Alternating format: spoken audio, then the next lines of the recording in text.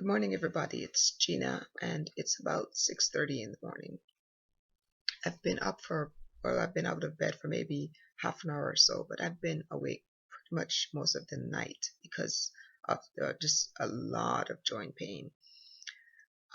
It's about a day, maybe a little bit more before Hurricane Irma passes through Florida, starting with the Keys and heading straight up through the state. And I wanted to talk a little bit about what it's like having a chronic illness and attempting to pack and evacuate. So I know that there's been a lot of people have gotten some flack in the news about why they decided to stay, and I wanted to talk a little bit about that and sort of defend a few people, including myself. So stay tuned.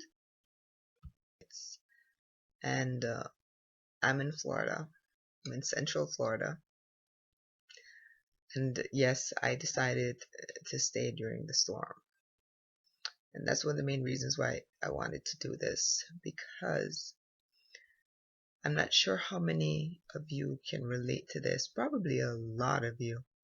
If you have any kind of chronic illness, it's really hard to just pack up and move, leave, evacuate, get out during a storm. Like I said, it's about 6:30 and I've been out of bed about half an hour, but I've pretty much been awake the whole night, tossing and turning because of pain. When a storm is coming, if you have any kind of inflammatory illness like lupus or whatever the case is, you know when it's coming because your joints hurt. That's pretty much where I've been most of the night. And it probably is coupled with the fact that, over the last couple of days, I've been doing stuff around the house, outside, trying to get the place prepared and storm ready. The shutters are up. I got help with those, of course. I did not put those up. But you know that I love to garden based on my videos. So I had to move a lot of stuff around and pack a lot of plants away in storage. Some of those were in pots. I did get some help for that as well. It didn't just do this all on my own. But I've been, in watching the news, you hear there's a lot of backlash about people who decide to stay during the storm. And I don't think people really understand just what it takes to really, when you don't have to deal with an illness, it's a lot easier to just grab a few things here and there, grab your important documents, your children, your pets, and head out. But when you have to deal with some kind of illness, I don't think people really understand just what it takes to get together your stuff and leave. We're talking about medical equipment.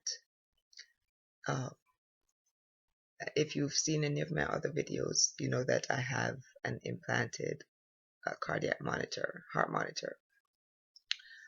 So I have that machine.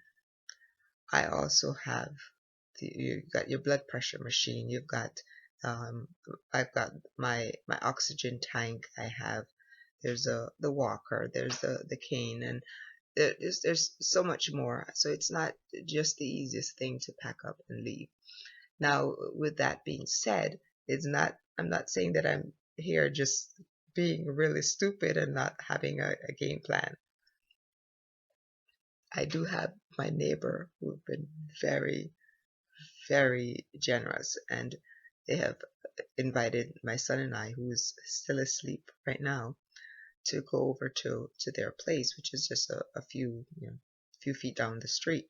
So we do have a backup game plan because chances are we're going to lose electricity. We did in Hurricane Matthew, which wasn't anything compared to this one that is coming. So we are completely prepared with food and water to go over there and to to spend the time that the hurricane is passing through, and probably a few days after, with my neighbor, because they have a generator, so my heart monitor will be able to be plugged in, and I won't be completely unhitched from the hospital. And the hospital is really only about 3 minutes away, so there's no flooding, and I do have to get to the hospital, then there's access to that as well.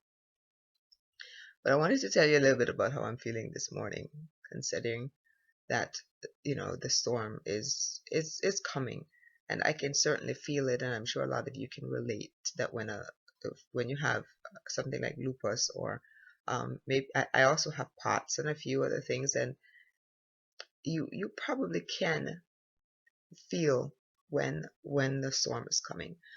Uh, my hands right now can only close to about there, and if I try to force it, my joints are probably going to lock in place. They've been doing that a lot lately. My fingers are really swollen. When I got up out of bed this morning, I could barely walk. It's like every step you take feels like pins and needles. You're literally walking on pins and needles, but they hurt. My knees, that's a whole other story. They hurt. They are so swollen right now.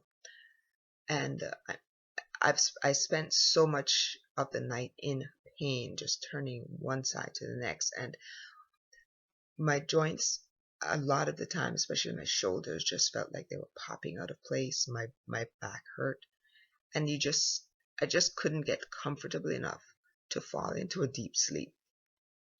You could probably hear it in my voice. I'm really tired. My voice is kind of hoarse this morning, but that will that will go after a while. I have a hoodie on because I'm freezing, and it's not because the house is cold, because I keep my AC at like 78 degrees, and the overnight temperature was much lower, so my AC hasn't gone on all night.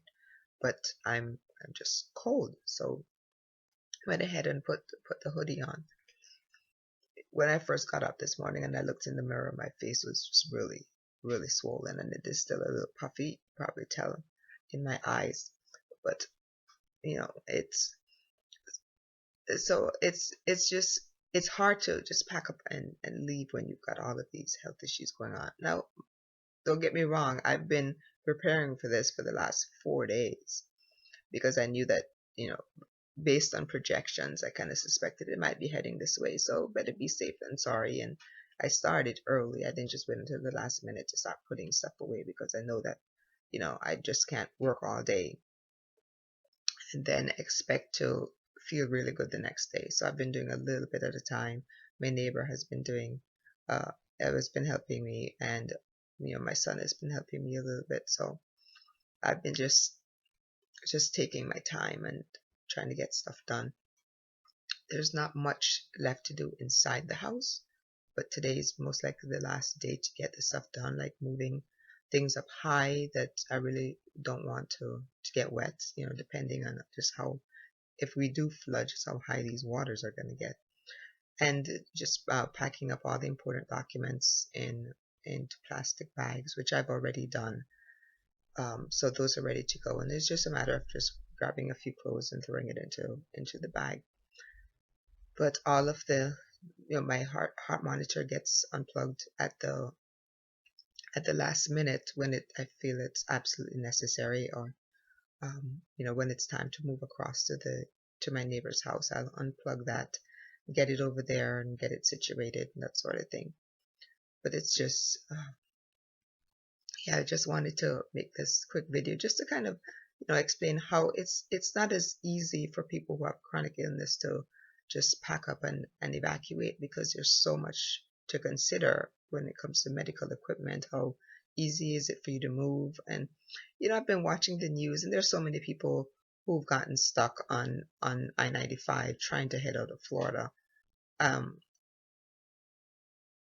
And did I really want to get stuck in that situation? No. Now, I have a friend living in New York, and she called me and she said, Gina, just get to an Amtrak, get to the airport. I will purchase your tickets, get you and Nicholas out of town. And it was very tempting. But I went ahead and I decided to just stay. My oldest son is here. My granddaughter is here as well.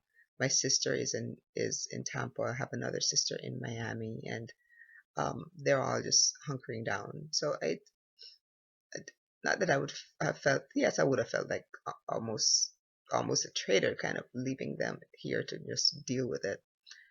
Um, so I decided I was just going to go ahead and stay. My family is here in Florida, and well, some of my family are here in Florida, and it was just easier just having to than having to lug all of that medical stuff around. And I know some of you can relate because I know some of you have equipment that is just um, a lot more tedious than what I have to travel with. Like a friend of mine is on dialysis and has an at-home dialysis machine, and I know what it's like every time you have to pack up and fly somewhere, having to pack that up. So for today, I'm just going to do that, the last little bit that I have left to do. I'm just kind of looking around and seeing what's left to be done. And the thing is, with these storms, you just can't get attached to stuff. And I learned that a long time ago. The most important thing is my son. And as long as he's safe, I'm safe, and my other son, and my granddaughter. As long as they're safe, that's really what matters. Things can be replaced, family and friends cannot. I'm really grateful that I do have people and a place where I can go for assistance. The beauty of this is that the neighbor, the neighbor where I will be staying, she is um, a former nurse. So if anything does go wrong, I'm sure she'll be able to help. And if not, sorry, and if not, she'll be able to get me to the hospital. They've done that a few times. So I'm grateful for that I do have a place where I can go, and not having to struggle to try to find a shelter or that sort of thing. So I'm not going to drag this out anymore. I just wanted to kind of explain to people why, for some of us, and I know the hospital, if you're aware, the hospital does. I just don't know how they do it, because I know it's got to be hard trying to evacuate all of those patients from the hospitals and trying to get them to safekeeping. And the storm is supposed to be, I think, at least a 3 when it passes through here, and anything above a 2, I believe the hospital must evacuate. So I can just imagine what's happening over there right now. So it's got to be hard because of all of the medical equipment that they're having to move, and all the patients that they're having to move. So I consider myself in a very blessed situation right now that I do have some place to go. It's just across the street, and um, as soon as I'm ready, someone will come across to help me, and I'll be set. So for all of my friends and family here in Central Florida, please be safe. It's for those of you who decided to just hunker down and take this storm head on. Just please be safe. Don't go out into the storm trying to take a look at at what's going on. I've been through enough hurricanes and storms and other natural phenomenon to know this is not something to play around with. I was born in the Cayman Islands. I grew up in Jamaica. I've been through the earthquakes, hurricanes, traveled throughout the world, been through tornadoes, and a few typhoons over in Taiwan. And these storms are just not, they're not a joke. You've seen what it can do based on what it's done to the Eastern Caribbean, and we're just praying right now for Key West and for Miami. and basically just all through Florida because this is such a massive storm. So for those of you in Florida who are still here, my prayers go out to you, and just stay strong, and don't try to be a don't try to be a hero at this point. Stay indoors and follow whatever evacuation procedures have been given, and we shall see you on the other end of the storm, which should pass. We hope that it'll be gone by sometime on Monday. So I will see you in the next video. This was just supposed to have been a quick one, but it's turned out to be a little bit longer.